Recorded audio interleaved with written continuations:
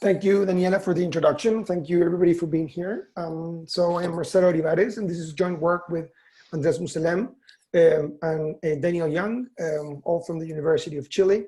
And so we're going to be talking about a model and an empirical study on how agent retention and customer waiting time are relevant in the context of an online service platform. So this work is motivated by some of this emerging service models that we've been seeing over the past recent years, where basically you have marketplaces that get together customers with freelance employees. So in a typical service system, we think about context where waiting time for customers is relevant. In order to keep those waiting times low, you need to have some idle capacity on your employees. And having this idle capacity intrinsically is increasing the operating cost of the service. Now, with the service platform, basically you break this trade-off by having an access to a large pool of agents that can work on flexible hours and be paid in piece rates.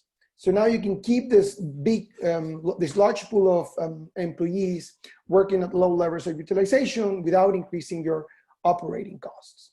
And basically this breaks this trade-off, but we realize that there's another trade-off emerging, which has to do with the retention of these flexible workers.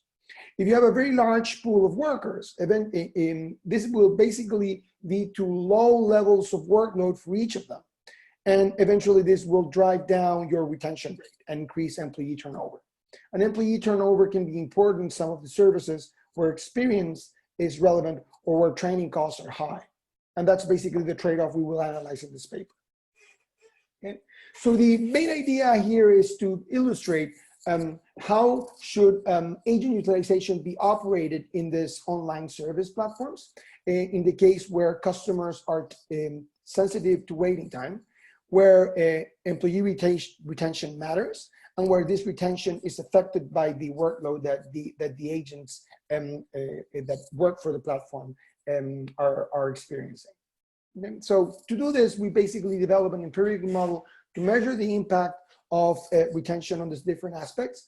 And we also show how this empirical model is useful for capacity planning.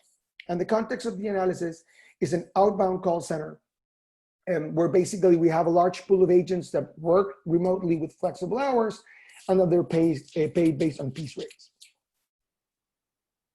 Okay, so just to illustrate what are the main hypotheses. So again, basically our main outcome measure will be the conversion rate. Think about this as revenues that the platform receives. And basically there are two main factors that drive these revenues. One is the waiting time of their customers. So customers are time sensitive. So as you increase the waiting time, the revenues will go down.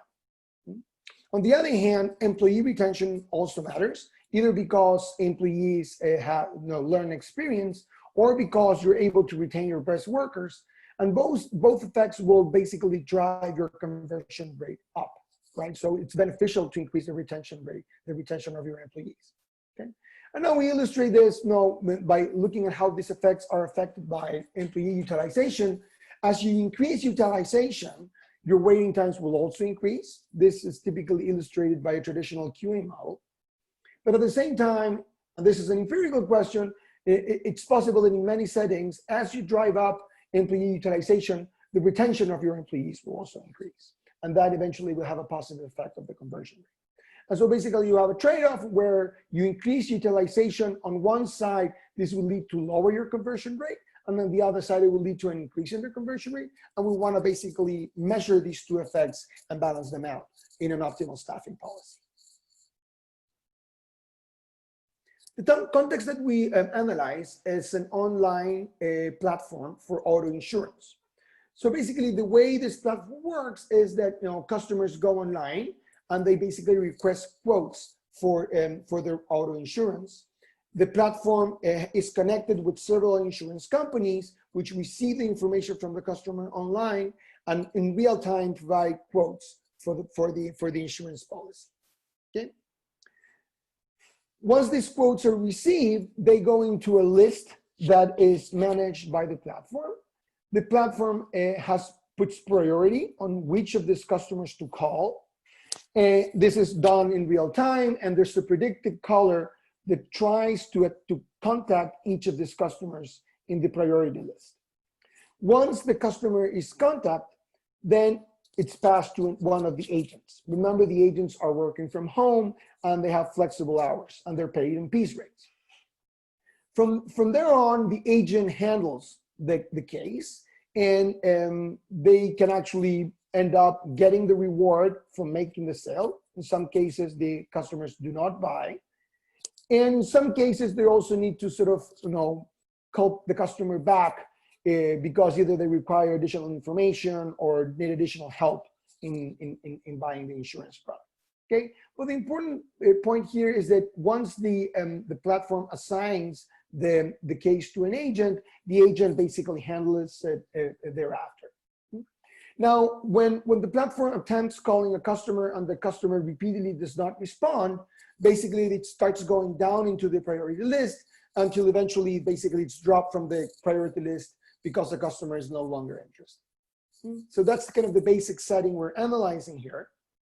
The data that we were able to obtain was quite detailed. So we have all the quotes that were received by the platform with the information about the customer on the automobile that was supposed to be insured. Sorry about that. We also get to see all the quotes that were submitted by the insurance companies with all the, the terms of the deductibles and the premiums. Then we also know exactly what are the calls that were made to the customer and which of these calls were successful in making contact. And once you make contact with the customer, in case you were able to make contact, we also know the information about the agent that handled that call thereafter. Okay, so we're going to put all of these things together to build our empirical model. And again, our objective here is to model how sales are affected by all these different factors. And a sale in this case, remember, this is an outbound call center. In order to make a sale, you need to make contact with the customer first. And then once conditional on making contact, you have to convert that call into a sale. Okay, so we're going to have two separate models for making contact and for the conversion. Okay, so now first let's start with making contact. So this is some data that shows how fast you're able to make contact. So the fraction of customers that were contacted on the first call, on the second call, on the third call, and thereon. About 55% of the customers you were able to make contact within the first call. And then sort of the answer rate starts going down as you go to the second, third, and so on. Okay, so basically what we see here is there's kind of two competing effects. And on one side, as customers as the waiting time increases, that is the time between the customers submitted their quote and the time they receive calls, as that time increases, customers are less likely to answer the phone. So that is kind of, it's a sort of suggesting that customers are time sensitive. But there's also a skimming effect here where, if a customer doesn't answer the first call, it's also suggesting that he might not be that interested. And therefore, that's why it's explaining that in the second and third call, customers are less likely to answer. So in order to handle this, what we're going to do is we're going to model each call attempt separately. So we're going to model the first call attempt, then the second, the third, and by that, basically, we're covering most of the call attempts that were made in the platform. So jumping into the empirical model, again, we're modeling first, probability of making contact with the customer. We're going to focus on the first call, but the model is similar for the other calls. So one here, it means sort of the utility that customer I perceives from answering the phone on the first call attempt. Okay, and this utility it's modeled as a function of the waiting time that has elapsed between the time the customer made the quote until the call attempt is made, plus some additional covariates that describe the characteristics of the customers, the product to be insured, and other controls that I will talk about shortly. Okay. So the main identification challenge here is that the platform prioritizes calls. Okay, so they're more likely to contact first those customers which are more likely to answer and buy. Okay, so we need to handle this endogeneity in the estimation, and basically we combine two things to address this challenge. The first one is we add a lot of controls. So we were able to work with the platform, and we learned actually how they did a lot of the prioritization of calls. So we wanted to include all the things that the platform basically accounted for when prioritizing the customers that would be called first. Okay, so an important one is the acquisition channel, where the customer got to the platform through an organic Google search or through an email campaign, and all of those things affect their priority that the platform gives, and at the same time, the likelihood that the customer will buy. So we control for that. We also controlling for the number of failed attempts, which is an important factor affecting the priority to call customers, as I described earlier.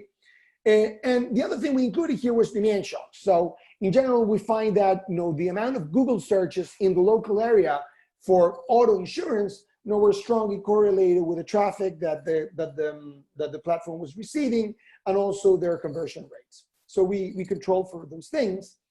Again, we try to control for most of the things that the platform accounted for. There are other things that historically they have also used to prioritize calls, but they didn't collect the data, so we didn't have access to that data. And so to complement this, we also use an instrumental variable, and the instrumental variable is related to the congestion of the system at the time where the quote was received. So if you submitted your quote at a time where the system was very congested in terms of the number of quotes and the capacity that the system had to handle those quotes, then it's gonna take longer to call you back. And so we find that this instrument is actually quite strong and useful for identification. So again, what I just described is the model for the first call, but we also have to model the second, third call attempt in those cases where the first call was not successful. And basically, they're very similar. The only additional factor that we include has to do with the time elapsed from the previous call. So if I call you now and you don't answer, if I call you immediately again, it's unlikely that you will answer because you're probably doing something else. You're not accessible to answer the phone, and therefore we include those things to capture those effects as well. Okay? The other relevant part here is that when we model conversion, again, once I make contact, I am assigning this call to an agent. Therefore, the agent now becomes relevant, and we can add all the characteristics of the agent into the model. And here, basically, we're particularly interested in capturing the effect of experience of the agent, the recent workload that the agent has had, just to capture some potential fatigue effects, and also agent fixed effects to capture and observe characteristics of the agent. Okay. So I'm not going to go into the details on how the estimation is performed, but we use a logit model to estimate these models, and we use a control function to include the instrumental variables. Okay. If you're interested, I can show you the paper. Okay, so these are the empirical results. I'm going to go quickly through this so that I can show you at the end some analysis. And this is, again, the model of making contact with the customer on the first call attempt. And we see that the probability of answering the phone is quite sensitive within the first 10 minutes. So if you take more than 10 minutes to try to make contact with the customer, probability of answer drops from about 60% to 50%. So that's a significant drop. And then after that, it's relatively flat. So this is sort of suggesting that in terms of making contact, time is, it's important. Customers are very time sensitive. Okay? And this probably has to do with the attention that they're putting into this activity.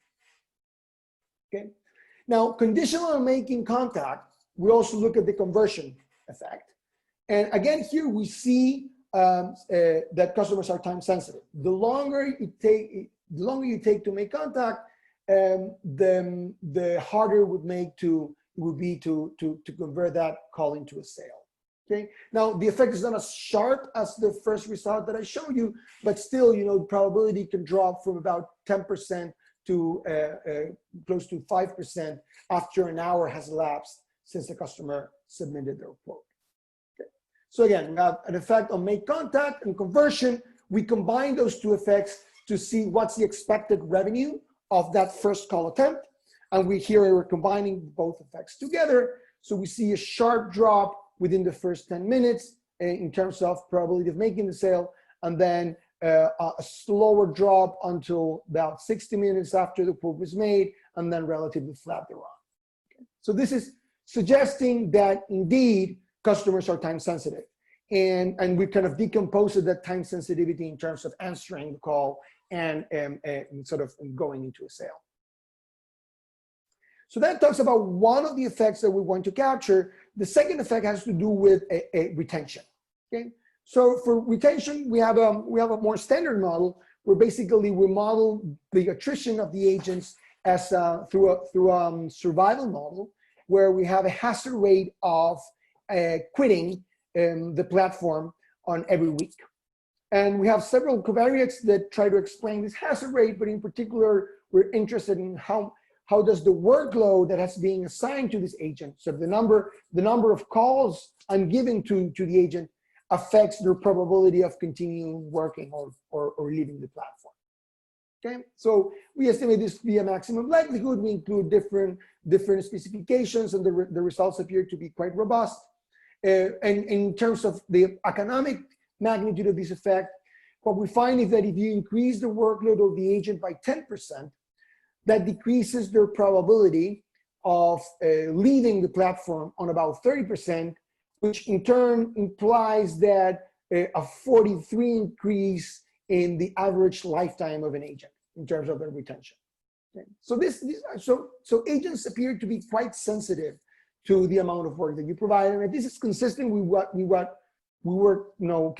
we learn from the managers of this online platform, and also from other platforms that we've talked to. They're really concerned about keeping their employees engaged in the service platform.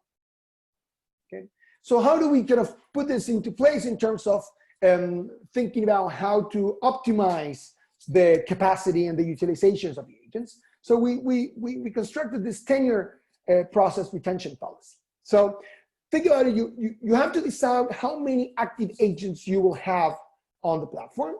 And think about this as a constant number, but agents, every now and then, they voluntarily quit. Okay? So every time an agent quits, you have to replace them. And you replace them by grabbing a new agent from a pool, and these agents are heterogeneous. And we can actually measure this heterogeneity from our empirical model. So we find that some customers have some agents have a high conversion rate, other agents have a low conversion rate, but at the beginning you don't know. Okay, so you sample a new agent, and then you try them out, right? You try them out for L periods. After L periods of review, you evaluate if their conversion is above a certain threshold. If it's above the threshold, you keep the agent as long as he wants, so you wait until he voluntarily quits. And if the conversion is below a threshold, you basically you lay off the agent and replace them by a new one. Okay, and so what we have here is we build a model where you can actually optimize this threshold. So given a number of active agents, there's an optimal threshold to have, and we can derive that analytically. Okay, and so the trade-off here is if I have fewer agents, each of my agents will receive more work, and therefore will be retained for a longer period of time. Right? So in this selection policy, when I keep an agent, when I keep a good agent, it's going to be more beneficial to have fewer agents because that retention is going to be more effective. But at the same time, if I have fewer agents, my customers will have to wait longer because it's more likely that they will find the system to be congested. Okay, so now we're kind of prepared. We can measure these two sides of the trade-off and put them into a model that allows us to sort of optimize the capacity of the platform. Okay, so what we have here is we're trying to sort of maximize expected revenue from an arriving call, and the expected revenue basically depends on three pieces. First, it depends on the revenue given waiting time and a certain quality of the agent. And so this is what's captured by this revenue function that I have in here, which we have empirically estimated, as I showed you before. Then it would also depend on the waiting time distribution. The waiting time distribution can be derived using a queuing model. In this case, we use an airline model, which adjusts the data reasonably well. And finally, it depends on this agent policy, how you keep your agents, this tenure process policy that I showed you before. And based on this, it will affect the likelihood of the agent quality that will be assigned to a particular call. Right? So with these three pieces, all three of them are affected by the capacity of the system, and so we can evaluate what's the effect of that. And so here's kind of a short illustration of how this can be used. We start with a system with medium traffic, with a certain arrival rate of customers and certain utilization of the agents. So at start, you have 14 agents, and you can evaluate whether it's beneficial to subtract one agent or to add an agent, okay? And we look at the two effects associated to this. On one side, we see that when you decrease the number of Marcelo, can you just try to wrap up, please? Okay, good. Sorry about that. I'm over time. Sorry about that. And so basically what we have here is that we show that this trade-off is meaningful, okay? These two effects are actually comparable to each other. In this particular empirical study, the waiting time effect seems to dominate, but we see that in other settings, and depending on what's the traffic that the system is subject to, you can see that the retention of agents can also be important and may actually be dominant in some cases. Okay? So basically, I just summarize it up. We just wanted to show through an empirical study, so the importance of actually retention of customers in the context of a service platform and how it can be traded off with the waiting time of customers in order to allocate capacity optimally in this type of systems. Thank you very much.